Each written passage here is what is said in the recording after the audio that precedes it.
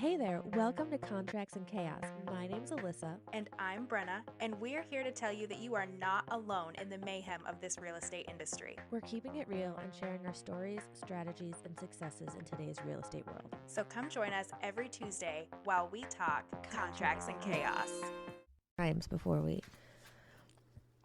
It's allergy season. It is allergy season. It's allowed. that hot cold going in and out. That's what it is. Yeah. Oh yeah, I didn't even think about the hot cold going from inside to outside. Yeah. That's what gets me. It's the air conditioning to the heat. But it's an ick. And this week we're talking about real estate red flags and icks. And if you're not familiar with what an ick is, it's kind of viral on TikTok and social media. An ick, and it's going for like, I think the first thing that kicked it off was like icks in men when you're dating. Like, ugh, it was an ick. And an ick is like something you can't get past. Mm-hmm. So it would be like you go on a date and he bothers you. Right. Like he's the guy who's like when he's eating or is like picking his teeth or whatever your personal, like I can't stand people who don't eat well. And just keep your lips closed. Right? It's not hard. And if you have a cold, let's delay dinner until you don't have a cold. Thank you. But so that's what we're talking about today. We felt like the world was a little heavy and we needed something a little more lighthearted. So we will still give you some advice and some tips and tricks on how to deal with your icks. Yes. But that's what we're talking about today. But this is it's mostly funny. Right. Because I feel like a lot of these that we have come up with are very relatable. If you've been in the business for more than 15 minutes, right, you've had one of these, right. You know? So I'm excited. I like a little fun one. Yeah, we need fun. We need fun, especially with everything going on in the world right now. So let's have some fun today. So we're going to go over... I think we have 3 different categories, yes, right? We have 3 categories. We have buyer icks, seller icks, and realtor icks. Great. And I put some listed here, but obviously we will probably do a little ad lib and talk about ones that we personally have. So the first one with buyers is they want to see 15 houses and they don't have a pre-approval. Ick. Well, it's so hard. Like, they're just like, well, I'm just looking. Okay, well, I have to feed my family. Thank you. Yeah, you want to pay me $150 an hour while we're just looking, while you're doing market research? Because I've done that. Gosh, I think we've talked about this. I did that one time. My very first year in real estate. They never would have been able to get financed for like a cardboard box. Right. Literally. When they did finally like, yeah, we like this house. Let's talk to a lender. The lender was like... and by that time I had literally shown them 5 houses. So I was like, oh, that's fun. What a learning experience. Good for you, Brenna. Right. We opened 5 doors for no reason whatsoever. Thankfully, when I started, I feel like that was the first piece of advice I was given was, until you have proof of funds or pre-approval, we're not opening doors. And that saved me a lot of times. Or it also it saved me like, when they're just not nice people. And I'm like, oh, how are you work? Like, how's this going? I don't need a pre-approval to see a house. Okay, thanks, bye. I mean, it's not obviously that conversation. To work with me, you do, because it's a respect of your time and it's a respect of my time. Right. Because if you can't afford a $250,000 house or a $550,000 house, whatever that is, first of all, I'm setting you up for failure by not doing you this service of making sure that you are qualified to purchase this house. If we go look at this $500,000 house and find out that you can only get pre-approved for $425,000, everything you look at is getting compared to that $500,000 house that you fell in love with. Right. Yep. It just sets us up for failure right from the get-go. So no pre-approval, no from me. I feel like we need an ick buzzer, and all I have is the fuck button, so that's not gonna work. Oh, the fuck button! I have a boo. Look, I have a boo button. It's like the easy button, but it comes up with bad phrases. Oh, I love that. That's amazing. The next one, and so they bring 6 family members to every showing, and none of them agree. I don't even care if they agree. I only want the decision makers at my showings. It's exactly what I was going to say. So I had it, and I'm very upfront with this. Like, I understand that you're excited. You want your dad to see the house. You want your aunt to see the house. Like, okay, that's cool. But it's also not the time. If we're touring houses, this is not the time for a family reunion. Because then you're, like you said, juggling everyone's opinions. If it's just, I need the decision makers because you're the ones that are going to decide on this house. If you're there with so many outside voices and dad doesn't like the crawl space and mom thinks the kitchen is too small and your big sister thinks there's no room in the closet, like all of those voices are in the back of your head where you're like, oh, I kind of like it, but they're all like, Right. it's a no from me. Or like And then you start second guessing. Yeah, I had one last week, and thankfully we were already under contract. She didn't let her parents come until we were under contract. Her parents are at one price point. Her sister's in the millions of dollars price point, and she's at the 250 price point. And we found a house. We knew it needed work. She was excited about it. And her mom walked through the house the whole time, rolling her eyes and going, ugh. And I just wanted to slap the lady. I was like, but her daughter did a good job and said, this is what I can afford. This is where I am in life. But yeah, because, or like, and not that I don't want your kids on showings at all, but especially like teenagers. Oh, this is going to be my room. I claim the basement. No, we can't get that house. Unless you have a job and you are contributing to this mortgage for the next 30 years, sit down, be quiet, because you are not a decision maker here. I don't mind. I have to tell you. Go ahead. Nope, go ahead. I was just going to say, I had one family that the biggest family that I've worked with, gosh, they were so much fun. And they had a bunch of kids and they homeschool. And I was very like, oh my gosh, this is like my family. Right. And those kids were a blast. But let me tell you, there was times that I was like, all right, mom and dad are looking at this house. And I sat with the kids out front. You know, Right. We already went through and they're very respectful. And that's the biggest thing. Kids for me don't bother me taking them on showings. But if they're touching and crawling on and like you're in somebody else's home, this is a respect thing. But I think it's hilarious when kids are like, this is my bedroom. Right. And That's different. one last year, and they were little kids, right? We looked at a few houses and they had always like fought over one bedroom, right? And then we got to this house and each of them picked a different room. And the parents were like, they're right, this is it. Oh, look, balloons. This is it. It was so funny because they were like, the parents are talking about how much they love the house, and the kids are like, hey, we picked our bedrooms. They're like, oh yeah, are you both fighting over the same one? And they each picked a different room, and they're like, that's it, this is the one. Did they buy it? It was just too funny. They did. Good. Yeah, I think it's different, like especially like little kids I'm cool with, but teenagers who are like, this isn't gonna work, and I want to be like, you're not gonna be here in 5 years anyway, so sit down.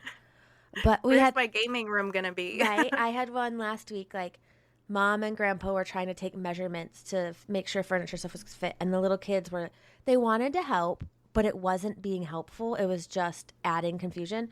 So I said to them, I said, okay, we're gonna play a game. No one's allowed to talk until we walk back outside. If you can win, I will buy, as long as it's okay with mom, I will buy us all ice cream the next time I see you. Oh, I love that. If you talk, you're done. So if you can't talk, you need to go stand outside by the car. Yep. The one little kid started texting his mom. I said, changing the rules. If you try to communicate with your mother in any way, shape, or form right now, unless you are bleeding out on the floor and dying, go stand outside. Kid. And he was like, and I was like, you can't, buddy. Like, I love you. And he loved the house. And he was trying to be helpful. But I was like, you're making this, like, parents were getting frustrated. I was like, let's go outside. So I owe the kids ice cream. Okay, next one. They say they're just looking, but they also need to move in 2 weeks. That's hard. Right? That's hard. Because it's like, what are you going to do? Yeah. Are we renting? What's happening? Yes, because, oh, no, that's just, I have one now that they're like, oh, my lease isn't up until September. Then we need to be looking. September is not that far away. I know it seems like you've got a long time, but you really, really don't, especially at the price point that we're at. There's not that much on the market. It's very, competitive usually when there is. Like, we need to look now. This isn't just like just browse. We need to kind of be a little more serious about this because real estate takes time. Right. And it does. My least favorite during this is, oh, but I'm super particular. And I'm like, okay, well, then maybe we need to re-sign a lease for 6 months. Yeah. Because if you're putting us on a timeline and it has to be perfect, which no house is, this is not going to work. And I had one of those. Or if And you can go month to month, some places will, a right, lot of figure places out, won't. But yeah, because if that's the case, we should have started this early and seen what it takes to terminate your lease versus being on a timeline and you're going to hate everything because it's not absolutely perfect. So something's got to flex there. All right, let's talk about sellers. Yes, this is my favorite one. Refuses to declutter because they like their vibe. Some of the vibes I've seen. Ooh, Or refuses to declutter because, like, they love the pictures of their family and, like, it's their home. Yes, it is. Yes, yes, yes, it is. But the goal is for it to not be your home, right? Right. This is, you hired me because you don't want this to be your home anymore. You have to pack that wall mural of all 87 pictures when you move. Pack it now, because you just have nosy Nellies in here. We want people to come and look at the house and envision themselves, their lives in this property. If they're just here, like, looking through your bridesmaids' dresses and your daughter's 4th birthday party and the trophy case, right, they're not looking at the house. They're just wondering what you're like as a person, and you're very cool. right. I like you as a person. They would too, but that's not the idea here. We have to get rid of the trinket closet. We have to. Well, and I always, like, if they don't want to take pictures down, I say, do you want those pictures all over the internet? Because they're going to be. Oh, that's a good one. Like, do you want strangers knowing exactly where, like, your family pictures? I don't think so. Or, like, I just had one where, and she listened, it was an expired that I'm putting back on the market. The other agent didn't get it. And he just rolled in, took crappy pictures, stuck a sign in the yard. I rolled in and said, whoa, no. And I literally said, you need to take this down, you need to take that down, you need to move this couch. I need you to get rid of the ottoman and the extra seat because it makes this living room look tiny. Pull this table out, switch it this way. And I showed her that versus, I showed her old pictures versus literally identical floor plans in her neighborhood that had sold. I said, do you see the difference? And she was like, oh. I mean, because she was priced $20,000 under the others and didn't sell. I said, it's because one, you're limiting showings, but two, look at the pictures difference. People aren't coming because of this, because they're looking at the pictures and going, oh, that one's tiny, but it's the same square footage as the other one, same layout. So, speaking of showings, I'm jumping out of order in our list, but the sellers that want to stay for all of the showings and all of the inspections and all of the, oh my God, get out. Or the sellers who, I have one now, I'm allowed to have showings Wednesday night, Friday night, and Saturday and Sunday, unless I call and ask permission. So we have a showing today. Today's Tuesday. Someone texted last night and said, can we come in? And I said, I've got to get a hold of her. It's late. So we do have one today. And I get it. She works from home. So we don't want it to be a free-for-all. Yeah. But I even tried to be like, can we just do 24 hours notice so that you'll know the day before? Nope. They're blocked. They need to ask. And I was like, okay, this might be why your house didn't sell the first time. It is hard. It is hard. But I have to tell you, I mean, and I think I've shared on the podcast before, it was the very first house that I sold. The seller was still there at the property in his underwear and literally was like, and it was just a single wide trailer. They liked it for the land, that kind of thing, but it was listed for like $95,000. And he was like, yeah, the real estate lady said that, but I'd take 45 for it. Oh, I do remember that story. Yes. Yeah. And listen, I cannot represent you as a seller and negotiate if you've already shot us in the foot from the very beginning. Right. I can't do that. I'm actually under contract on a property right now that the seller was there for the showing, and my clients were asking questions and like, listen, the more information they can get from the seller, I guess that's fine with me. I'm the buyer's agent, right? Right. And we're there and he's like, oh yeah, I could do that before closing. And oh yeah, I could do that before closing. And yeah, I'll do that. Right. And I'm like, right. Okay. So when we write the offer, I'm like, hey, any additional provision addendum, these are the items that the seller actually already told the buyers that he would do before closing. And he's like, oh, I was not aware of that. Yeah, I'm so sorry about it, but that's what happens. Yep. When they just get chit-chatty and they're excited because they want to sell their house, but sometimes it really does shoot you in the foot because you're like, listen, you already agreed to it. So what can I do now? Be like, oh no, he changed his mind. Right. Right. Yeah. I've had that happen a couple times in different ways. Or they'll say something and then you write the offer the way they said it and they're like, oh no, we're not. Like he told us, if you write me an offer today, I'll leave you all of the televisions. So we had an offer in that night. Oh no, we're not giving you the TVs. And I was like, okay. Yeah, we did. I had one like that too. And I got to say, this is another one.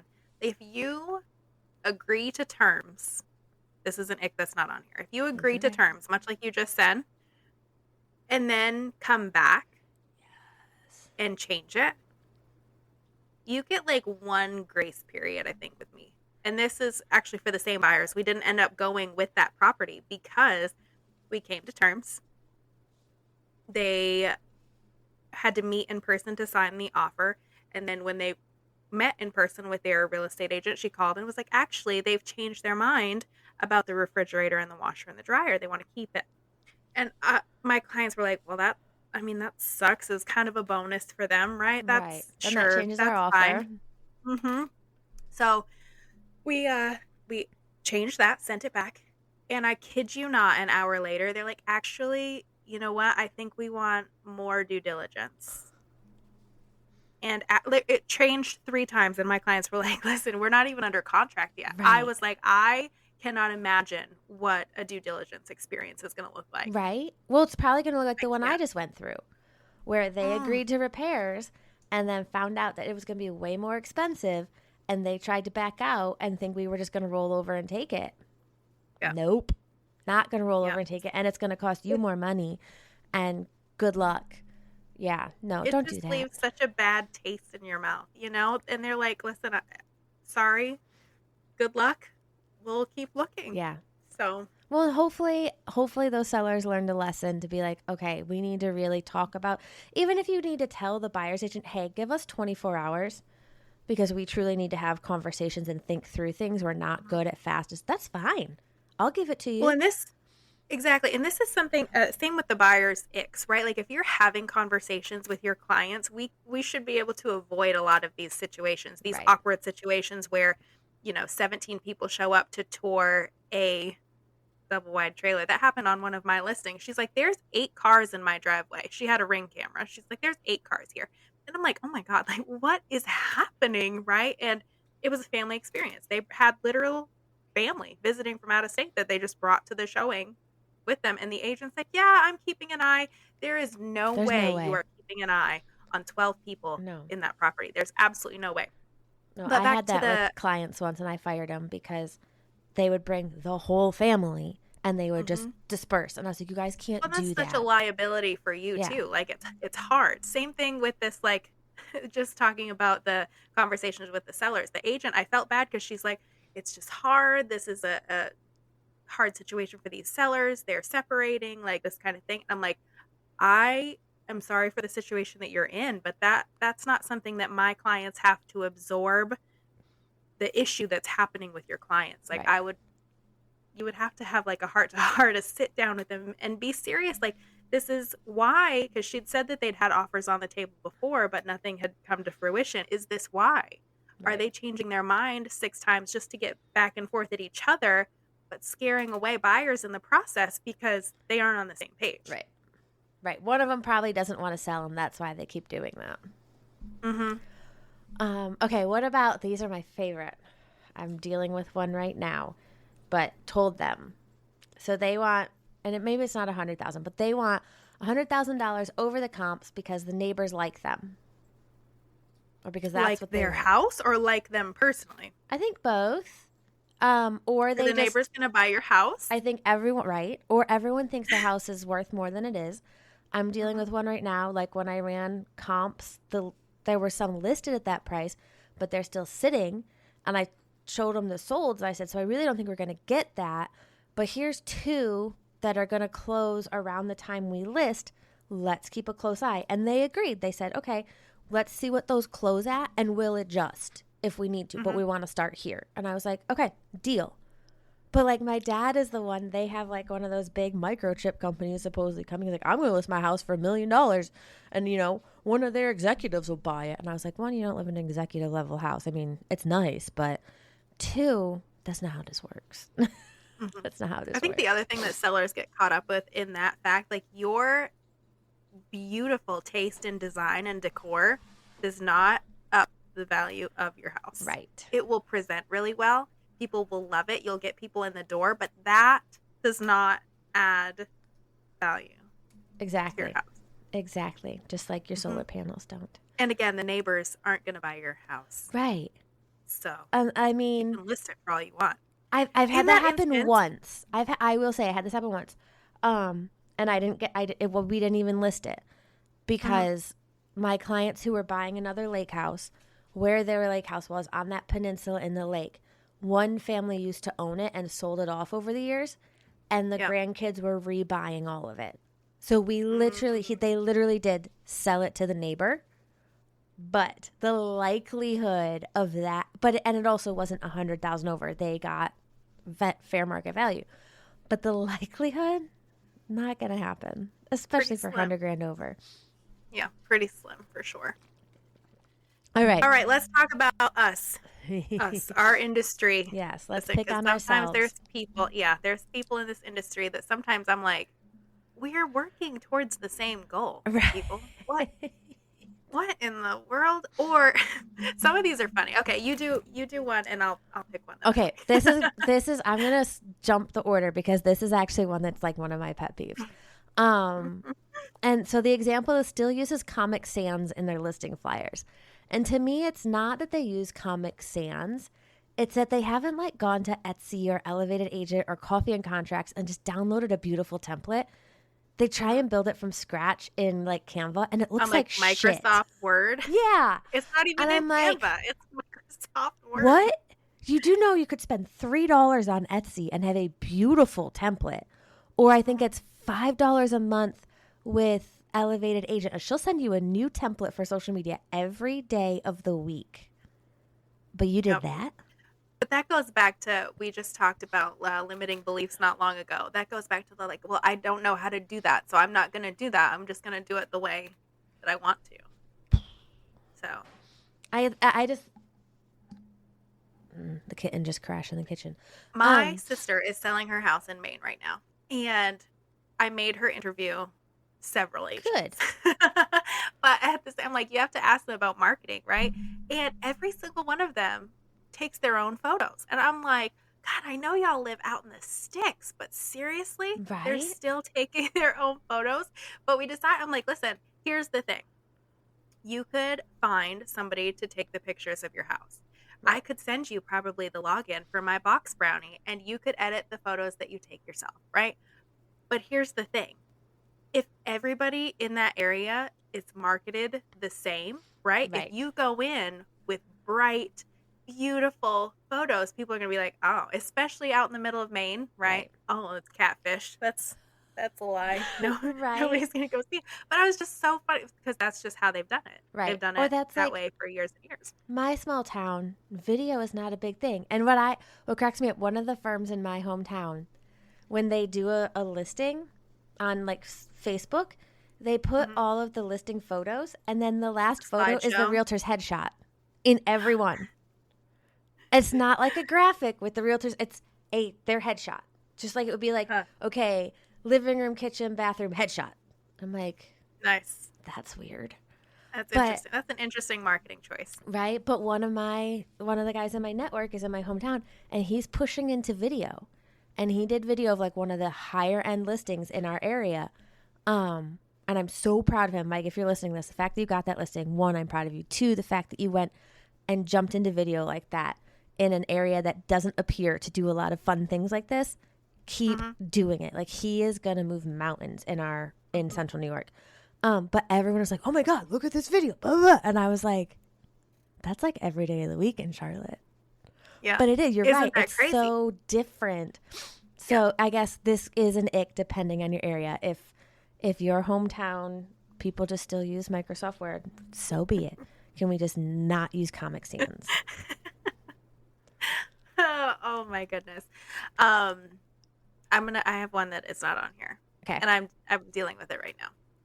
Right now, specifically in this market, I feel like we're up against like a few different types of buyer's agents specifically. There's buyer's agents that were born and raised in 2020, right? Where the list price is 375. If you can't afford 375 to 400,000, don't make an offer, right? That's what they're so used to. If their client wants to offer 365, they're like, "Oh no. Oh god. That's not worth my time." The market's changing. And then there's agents that are like, "Well, it's been on the market for 3 weeks and nobody's bought it. So let's offer $100,000 less than list price on a $300,000 house and see what happens." And I quote, "The worst they can say is no." What? Right? Listen, I'm a firm believer. I'm a aggressive negotiator most of the time. Travis will tell me I'm too aggressive unless it comes to like his houses and our flips and stuff, and then I'm not aggressive enough. But what? Because I have to tell you, sometimes explaining to a seller that this is what happens, and sometimes there's just agents that are like, "Hey, swing for the fences. Let's see what happens." Right. You have to bring those sellers back to the table because they're like, "Oh my God, they are so far outside of the ballpark that it's not even worth going back and asking, or countering." But it can be because maybe that Right. agent was just like, "I just want to write an offer. We'll write an offer and just see what happens." But it's not thoughtfully presented. It's not, Right. nothing. It's just a blind drop PDF, $100,000 short of where it needs to be. And I'm just like, Now I will huh. tell you,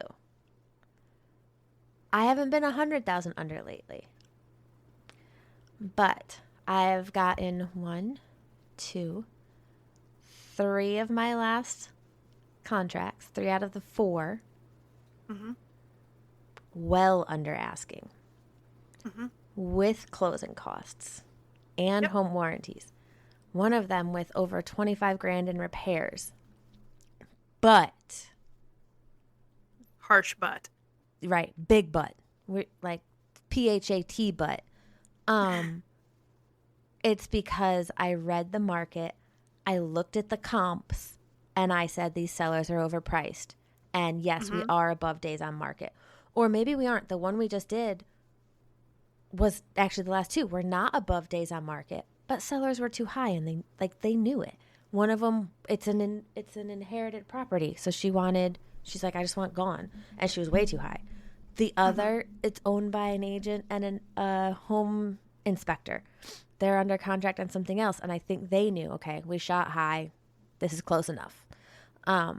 So you can do that, but you have to actually run the numbers. If you're just throwing shit at the wall to see what sticks, that's totally different. Absolutely And different. here's the thing, because there are, and this goes back to, again, it's a ding on some of us in the industry, right? There's sellers that do still want those 2020, 2021 prices. And it's not, well, let's try this price and see if we get offers. Because listen, that worked. That worked then. Sometimes you got that crazy number plus some. Right now, you really have to be thoughtful and strategic of where you're listing, because houses are starting to sit a little bit longer, Right. But yeah, exactly. And I do the same thing. If I can pull comps and be like, "Listen, they are probably almost $30,000 overpriced," and I can prove it, Right. great. Great. I'm all about making sure that my buyers are positioned in a way that, gets them equity, or that they're not overpaying or whatever. But listen, if it is priced correctly and hasn't been on the market that long, especially in the area that we're in, the average days on market right now is 90. So at 23 days on the market, It is not it's not a 90 by problem. you. Is it really In 90? Morganton. Morganton in this price point, 90. I don't think we've hit Yep. that high down here for average yet. That's the average. That's the middle. That means there's That's some the that middle. are, Yeah. ooh, Yeah. buddy. Oh, yeah. Ooh. Mhm. That's my And ick. 96 on market. well, so here's the thing though, and this we're getting a little off topic, but my very first like listing was on the market for 132 days and nobody bat an eye. Nobody Right? bat an eye. It was 2019, baby. 2019. Yeah. What a long time ago. Oh my God. Okay, here's another one. And it makes me think of, have you seen those videos that like they're running, right? And somebody's filming the other person. They're like, suspect is 5'3" and still wears, you know. It's funny. Okay, here's one for realtors. I know exactly which one you're picking too. Do you really? I think so. Oh my God. Well, this one is like, it's a real estate agent, right? It's like suspect is complaining about not having any closing, but still refuses to call or talk to anybody or have a conversation or leave their office. That's not okay. Bedroom. I thought you were going from the list. You went off the list. Okay. Oh yes, I did one off the. I so won it. If we're doing suspect is, a suspect has real producer or top producer in their signature line and every Instagram caption, but they haven't sold a house in 2025. Those are the ones. Top 1% since when? Because I looked at your numbers and you haven't been it since 2018. That's my favorite thing. So one of these agents because I looked through them, I'm like, you should talk to this one, you should talk to this one. I'm looking and there's this website and it literally says, you know, top producer, whatever. And I'm like, no way. And literally it says top producer from 2005. But it still says top producer. And 2005 in a 20 years ago. Tiny little Comic Sans font. All right, but back to yours. Suspect is complaining about not getting business, but won't pick up the phone and won't leave their house. Gotta love that one. Yep. Yes. Yep. A good one. That's a good one. And it's true though. Like the number of posts that I see, and I've left a lot of the real estate Facebook groups because I just can't stand them. The number of people that are like, oh, this is my worst year ever. And also, they're not doing anything about it. Right. Anything. Right. Like, I looked at my numbers yesterday. I was good until I lost 2 this week, which I'll probably get back, hopefully, because it's a whole thing. But I looked at my numbers and went, oh, we're now where we thought we were. All right, time to kick it into gear. And I've got a plan. Like, I literally sat down last night. I was like, okay, what are you doing? Time to stop just riding the wave. But yeah, that's one of my biggest. Or like, oh boy, suspect. We should do a whole episode. We should. Of Can these. we? And we should. That's gonna be the next like fun one. We're I gonna love recreate the TikTok trends. I love the ones where we don't know what the other one's going to talk about. So if we come up with our own lists of them, I think that would be fun. Okay, I'm going to add that for like next month. Okay. Cool. I don't know how to phrase this one. Suspect thinks all their problems are because of the firm they're with, but it never changes when they leave firms. Because how many agents you know in the last 5 years have picked a new firm every year or two, and you're like, I mean, don't get me wrong. I know I'm with my one agent that third, is gone. but right, but there's been time in between, right? Right, and it's been like I was a baby agent trying to figure out what worked for me. And don't get me wrong, no like, idea. Like there are times in your career where you still, even as an elder agent, need to change. But are we elder agents? I don't think we're elder agents. I'm thinking of one person specifically who in the 5 years I've been in real estate, and she's been in real estate for like 20 something. But in the last 4 years, I think she's been with 4 or 5 firms. And every time it's like, oh, this firm did this, and I've got to change. And it's like, maybe the common denominator is not the firm. Just saying. That's the thing. There is no secret sauce. The secret sauce is doing the work. I mean, small habits over time, like it creates big results. And we've talked about this in a million different ways. It's not a cure-all. Moving firms, maybe the system changes what you need. Maybe the structure is what you need. But there's so much that goes into it. There are successful agents at every single firm on this planet. Right. And it's because they're working their business. If you are doing all you can do at your firm and then you're like, hey, listen, I need a change. Great. Yeah. Change. Maybe you just need to change the font in your listing flyers. Maybe you need a new headshot. Maybe it's like, growing up when it was just like a rough week and you were like 11 and the world sucked, and then you just moved your bedroom furniture around and everything was great. Maybe you just need to move your bedroom furniture around and get a different perspective. Look out a different window while you're working and see if your mood changes. Right. I don't know. Paint your office electric purple. I mean, that worked for like 2 weeks. For like 2 weeks. Listen, that's the problem, is I'm like, I got to change this. Right. And then I need something else. I need another little dopamine hit. Yes. Okay. What about agents who go live on Facebook from a crawl space? Or my ick version of this is agents who are like yelling in their video. "Ah, ah, ah, ah, you gotta come!" And I'm like, chill. Why are you yelling at me about how awesome? And I'm thinking of one agent in particular, or 2 actually, and I'm just like, you can just talk normally. Like, and it's always they're behind the camera, so they're showing the house and they're yelling, and I'm like, do you not know how a microphone works? They're talking to you out of state. My husband, God, I hope he hears this clip. He is not a loud person, right? He talks very quietly. It's sometimes annoying, but when he gets on the phone, let me tell you, you can hear him from across the street. And I'll just look at him and be like, Travis, they're right there. They can hear you. It's hilarious because he doesn't talk loud normally, but he answers the phone and immediately he doesn't even like ramp up to be louder. He picks up, hello. Like, oh!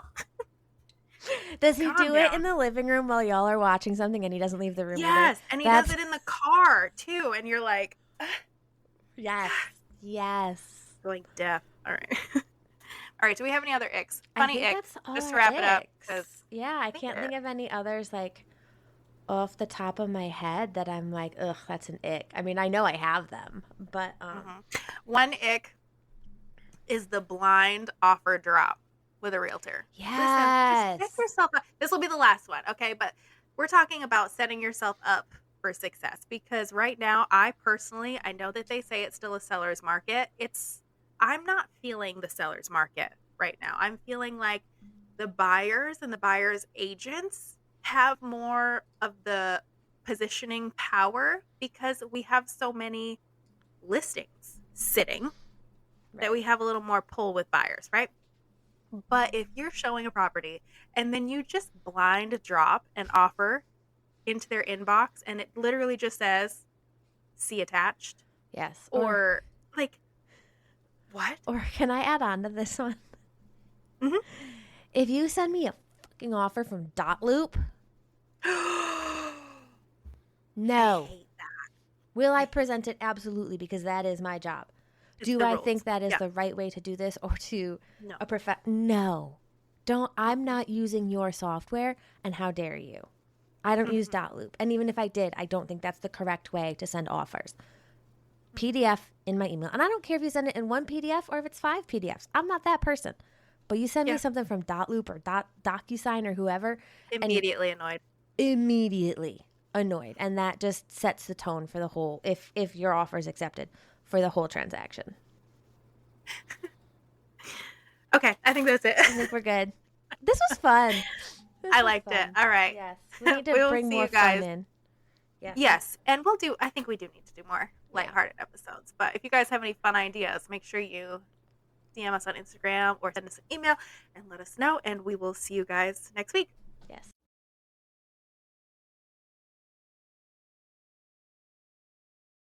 We just finished another episode of Contracts and Chaos, but believe me, the chaos does not stop here. So check out the show notes for our email address and where to follow us on socials, and we will see you next week.